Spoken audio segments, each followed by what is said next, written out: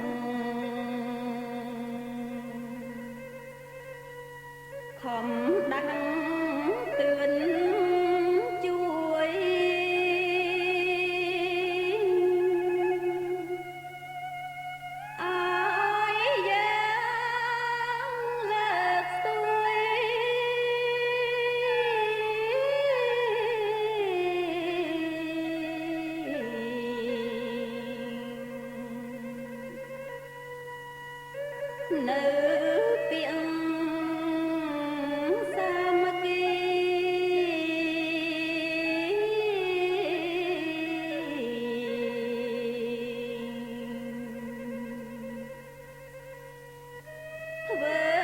តា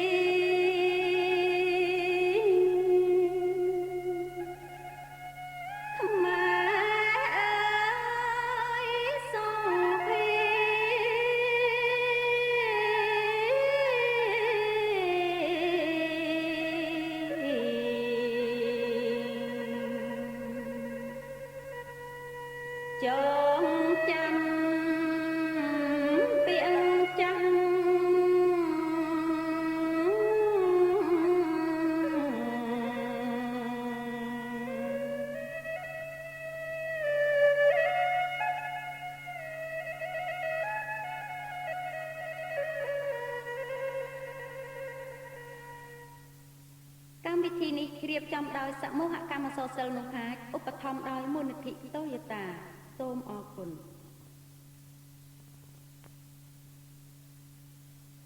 សូមជូនកំណាព្យក្រោមចំណងជើងថាចំអកធម្មជាតិបទពាក្យ7សូត្របែបសាងព្រឹកភ្នោះបទនេះដកស្រង់ចេញពីសៀវភៅប្រមុំឆាកជីវិតសូត្រជូនដោយអ្នកគ្រូសុកលីកំដរត្រដោយលោកយិនធារា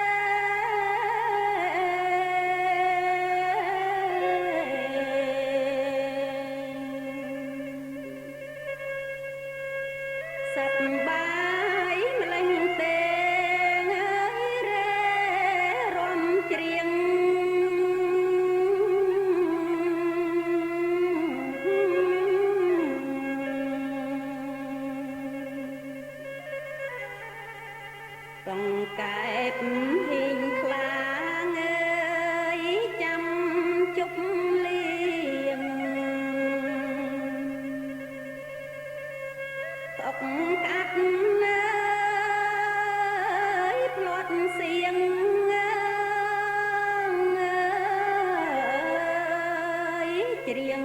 ក្នុងពោះ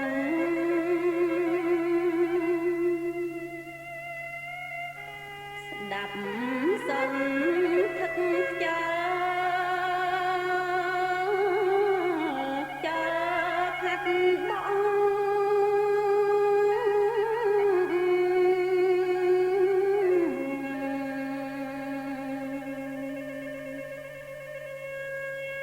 មូលខ្មាញ់ក៏ពកហើយយកខ្មៅអង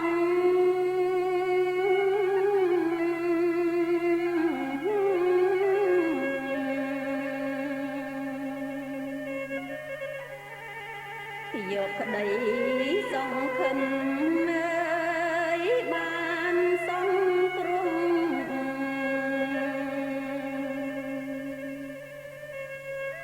រ៉ែជាងអើយក្រៀមក្រុងអើយទៀតក្រំគ្រា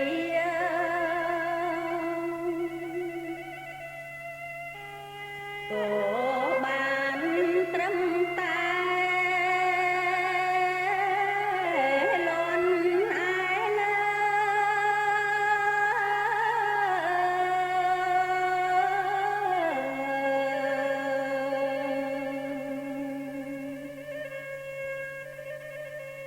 បានត្រឹមរងកើយករដ្ឋា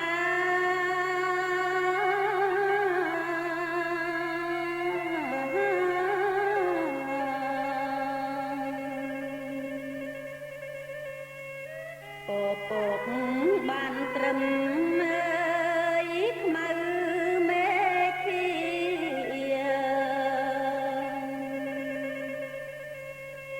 បែ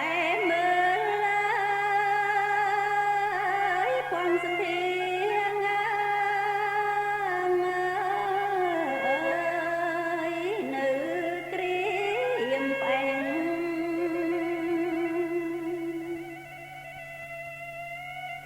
សត្វ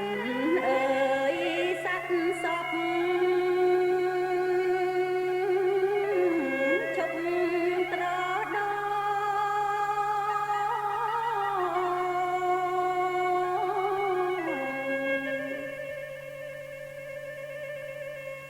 យំត្រាបែកកងអើយចាំងលោកនេះ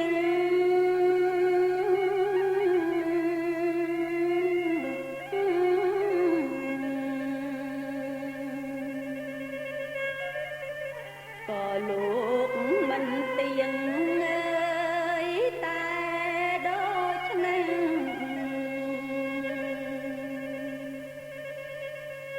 ចង់កិច្ចញើយវៀងវែង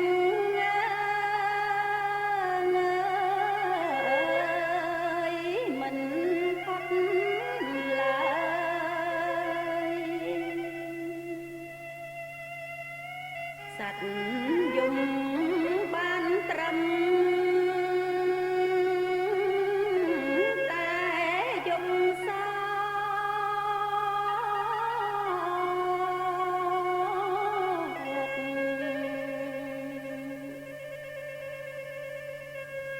រីរឿ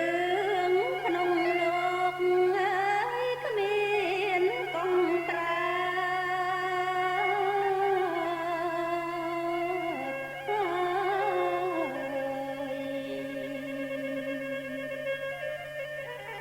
អ្នកតារុករាំងអើយគ្មានលឺឡើយអោចង់អើយអងអើ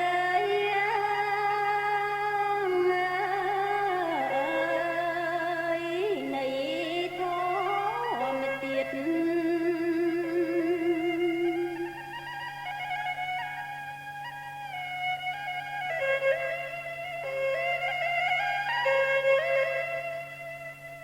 កម្មវិធីនេះរៀបចំដោយសមូហកម្មអក្សរសិល្ប៍នោះហាចឧបត្ថម្ភដោយមូលនិធិតូយូតា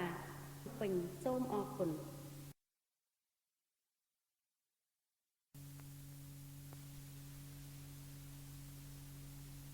សូមជូនកំណាព្យក្រោមចំណងជើងថាឆ្នាំងដែកនិងឆ្នាំងដីបទកាកតេសូត្របែបក្អែកលោតទី1ដកស្រង់ចេញពីទស្សនាវដ្តីនារីឆ្នាំ1951និពន្ធដោយលោកឌុចស៊ីដឹមសូត្រដោយលោកយ៉ាន់បូរិនកំដរត្រដោយលោកយុនធីរ៉ា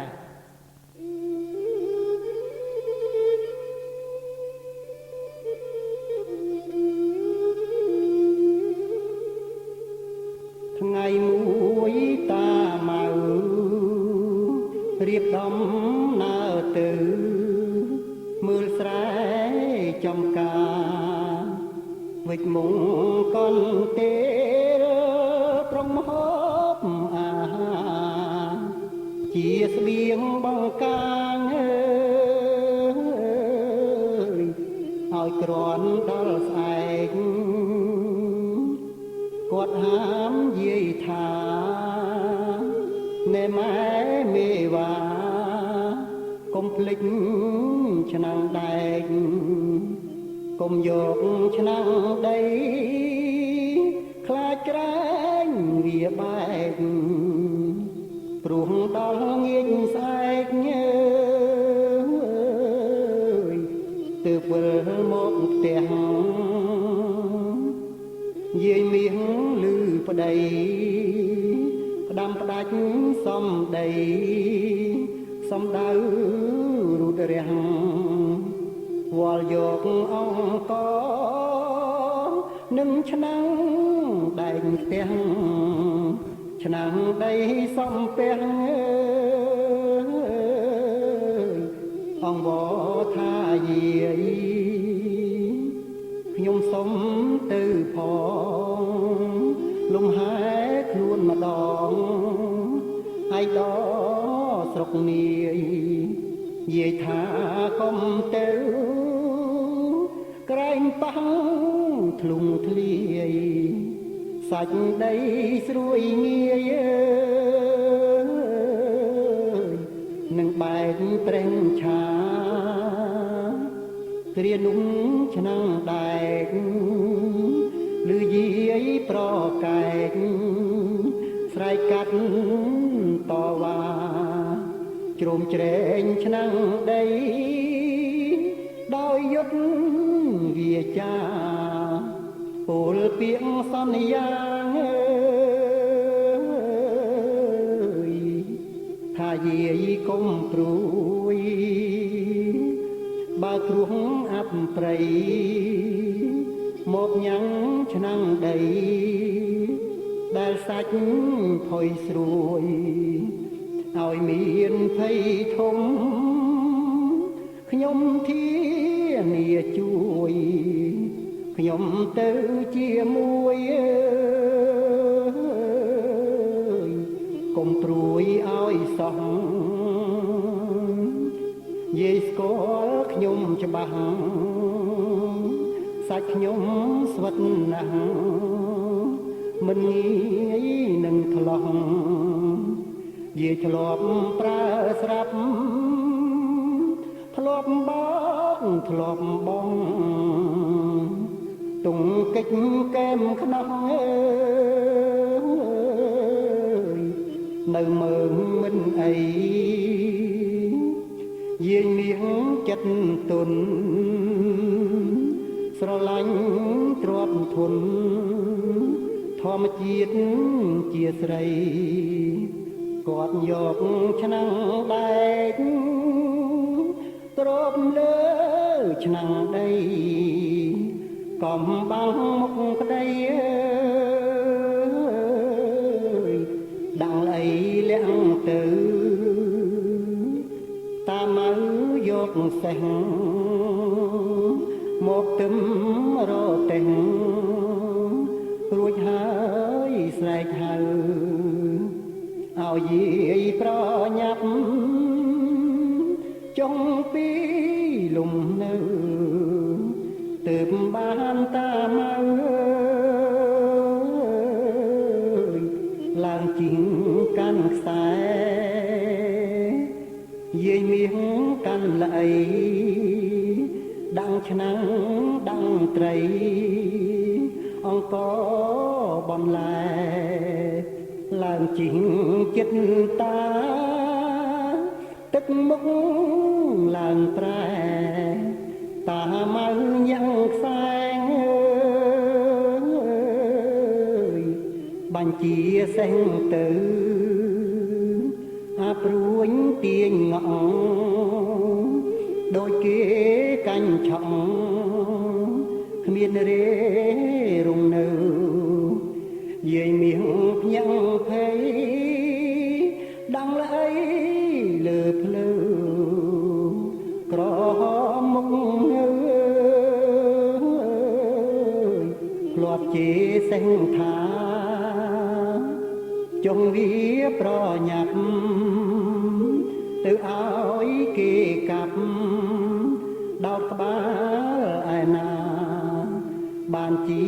ចាំបាច់ប្រកាច់ឆ្លេឆ្លាបើទៀងធម្មតាទៅតើវាថៃ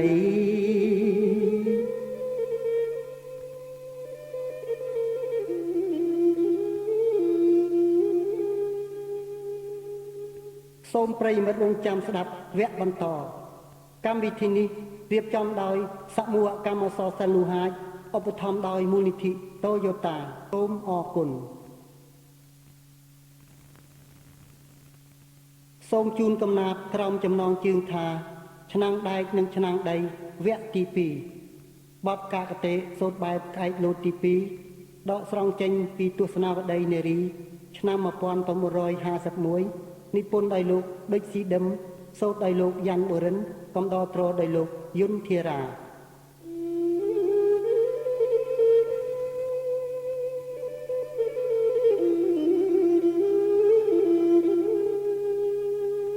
មាត់គាត់តែថានៃគុណមើលតាដៃរាវបាតល្អីលោតលូកស្ទាបមើលរូបរាងឆ្នាំងដីឃើញចាំងមិនអីទៅបានលែងពោលតាម៉ៅជុំរិទ្ធអាព្រួញបានចិត្តគិតតែពីបោកង់ធ្លាក់ជុំហុកពភ្នាក់ពភ្នោលហាំងដូចជាចោលយាយទៅទាំងអីយាយភ័យស្រែកឡងតែជួនគ្រោះល្អធ្លាក់គុំដល់ដីអបក្នុងគុំលពាក់ហាំងគ្មានថ្លង់អ្វីស្ទង់ក្រោកស្ទួយល្អីគ្មានថ្មីហៅតាមកស្វិតទាញសេះបាញ់ឈប់រតេះចុះរត់បងសាស្រែកហៅប្រពន្ធម៉ែមេវ៉ាឯងនៅឯណាយាយថាឯនេះតាឃើញយាយជាងកប់ក្នុងគុំលពាំងធ្វើមុខក្រៀមផ្អែងលន់មាត់ថាអីក៏ម្លេះម្លេះជីងតែរទេះប៉ុណ្ណឹងមិនជាប់យាយឆ្លើយតបថាធម្មជាតិមនុស្សសាអាណាចង់ងាប់តាថាចង់ឯងក្រែងតែងតែធ្លាប់ជីងជាញឹកញាប់មើលមិនដេចក៏ឲ្យធ្លាប់ ខឹងសំលេងឡើងតឹងយាយមាសបាត់មាត់ព្រោះបើតឹងត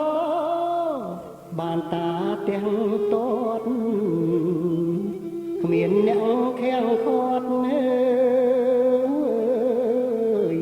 កើតក្រំខ្លួនខ្លាំងផ្លោះហើយយាយមាសច្រឹមច្រំទីងទៀងឈរធ្វើស្លាំងកាំងតាមមើលស្រែកថាដេចធ្វើមីងមាំងមិនហុចអីឆ្នាំងមកមុនសិនមកយាយជ្រងហុចអីតាក៏គ្មានក្មៃឈោងតទួលយកឡៃទៀងបន្តិចឬសូក្រកក្រកតាមកនឹកភ្នក់សង្ស័យចង់ដឹងបងហើបឆ្នាំងដែកឃើញឆ្នាំងដីបែកស្រែកដោយកំហឹងថាលោកអើយជួយ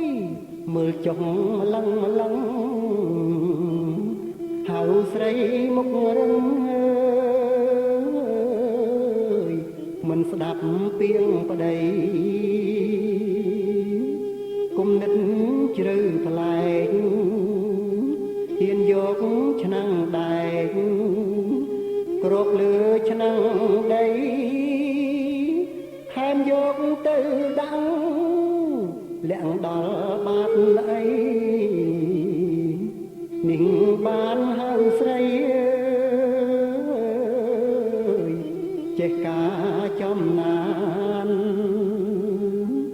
ឃើញតាគាត់ខឹងយាយស្ងៀមមាត់ឈឹងគិតតែវែកច្រានជ្រៀតជ្រែកគុំលពាំងចេញតលតែបានក្រំគ្រាខ្លួនប្រានដាច់ទាំងសំពុត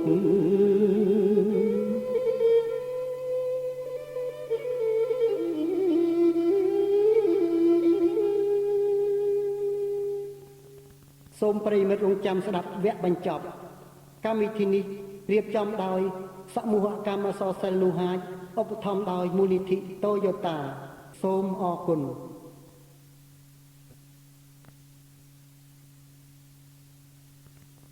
សូមជូនកំណាព្យក្រមចំណងជើងថាឆ្នាំងដែកនិងឆ្នាំងដីបទកាកតេសូត្របែបពីលៀបនិពន្ធដោយលោកដូចស៊ីដឹមដកស្រង់ចេញពីទស្សនាវដ្តីនារី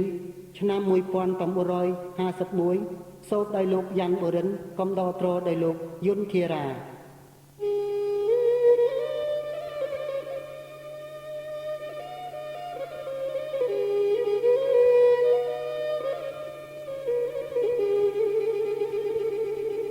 ចំណែកឯតា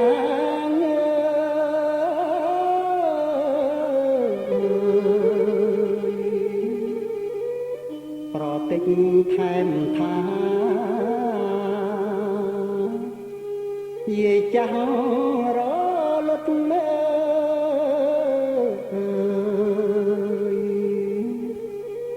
ចង់តែរលាយនាំឲ្យក្រខ្សត់នេះគឺប្រាកដ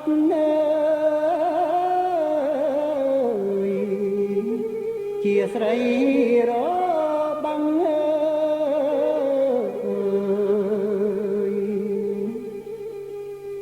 តាជាតាមចិត្ត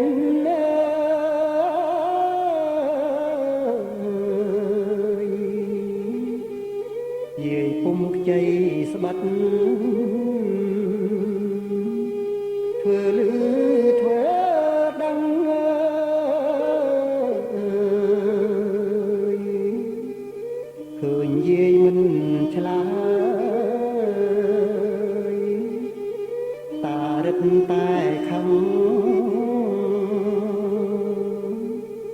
សរសៃក៏តឹង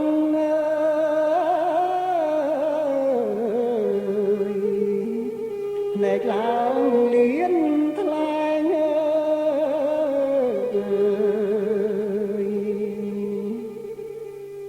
ដៀលដល់ម៉ែឪ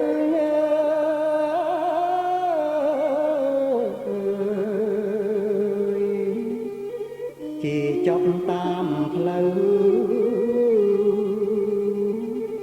រហូតដល់ស្រែង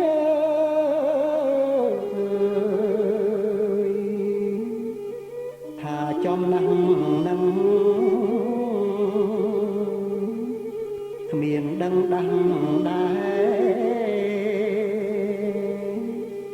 មិនគិតមើលថា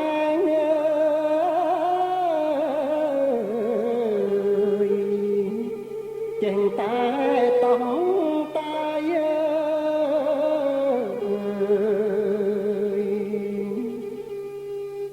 យាយមានថាណែ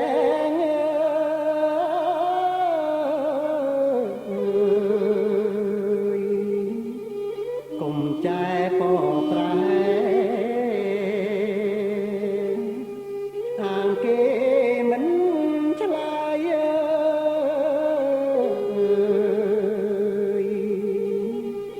វាបានជាខូចរួចហួងទៅហើយកុំពោលខ្វាយខ្វាយ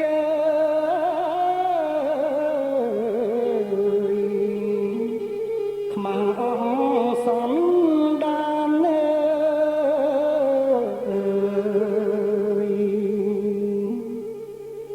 សម្បត្តិឆ្នាំងដី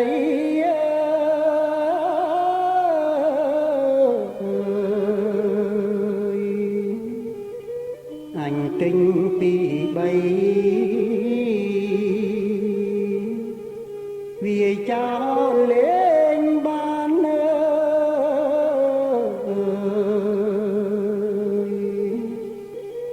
បែកមួយប៉ុណ្ណឹងមិនខាតប៉ុន្មានអញកែឲ្យបាន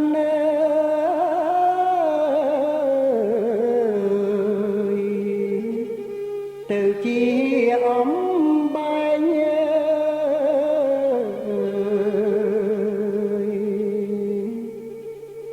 គ្រាន់ចៅស្រីស្រី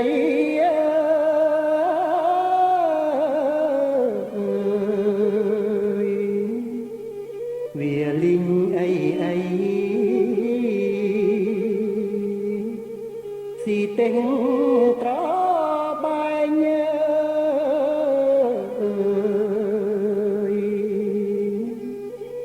តាថាធូណាស់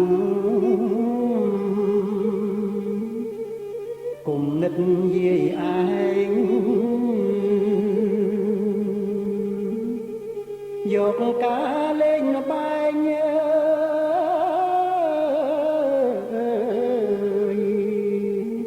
ធ្វើជាត្រីមុខ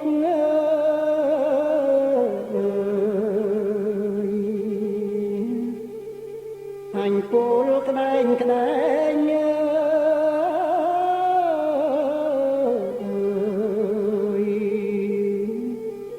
គឺចង់ឲ្យឯងចេះដឹងចេះទុក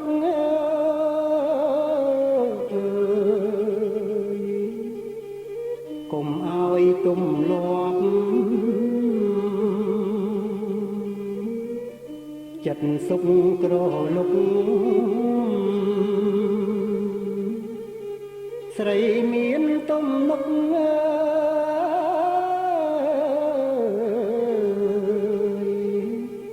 ទើបសុខទៅនាយ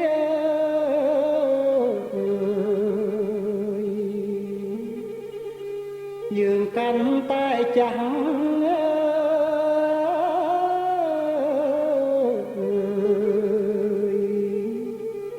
កូនចៅច្រើនណាស់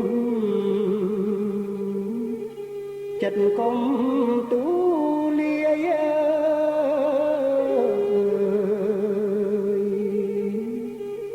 តែធ្វើមេផ្ទះ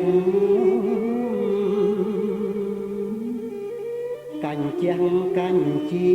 យកើតបានរលាយ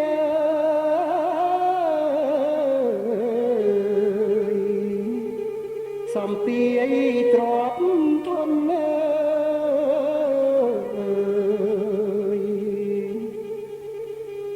លឺតាស្ដីល្អ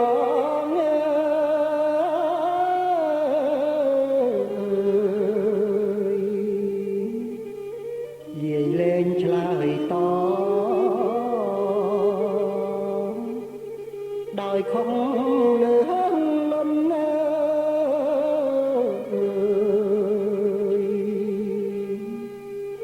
គេធ្វើជាប្តី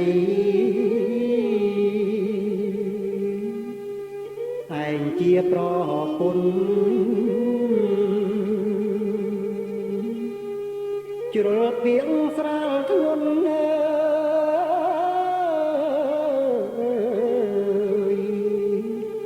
អត់អោនគ្នាទៅ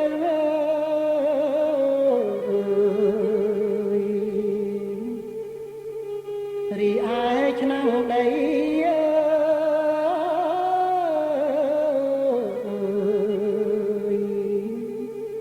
ធ្លាក់ខ្លួនអាប់ព្រៃដោយគុំនឹកខ្លាំង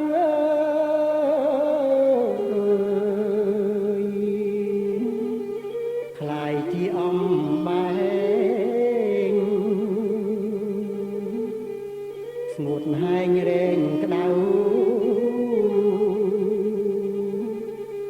សាញ់ជុំសុបសៅ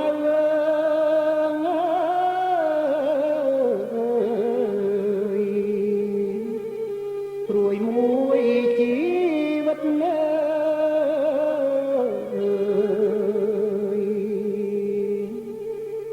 ខ្លួនជាតិដីស្រួយ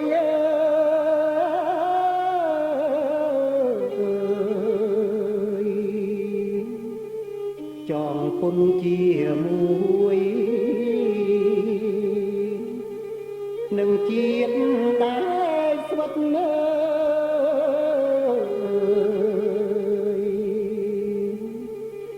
ទុំកិច្ចទុំគុក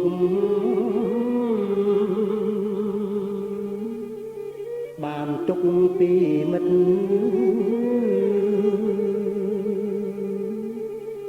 ដែលគេមានរិទ្ធ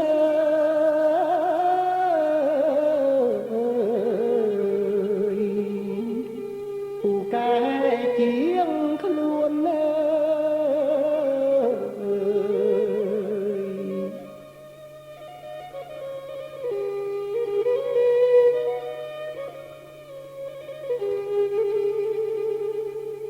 កម្មវិធីនេះរៀបចំដោយសមូហកម្មអក្សរសិល្ប៍នោះហាចឧបត្ថម្ភដោយមូលនិធិ Toyota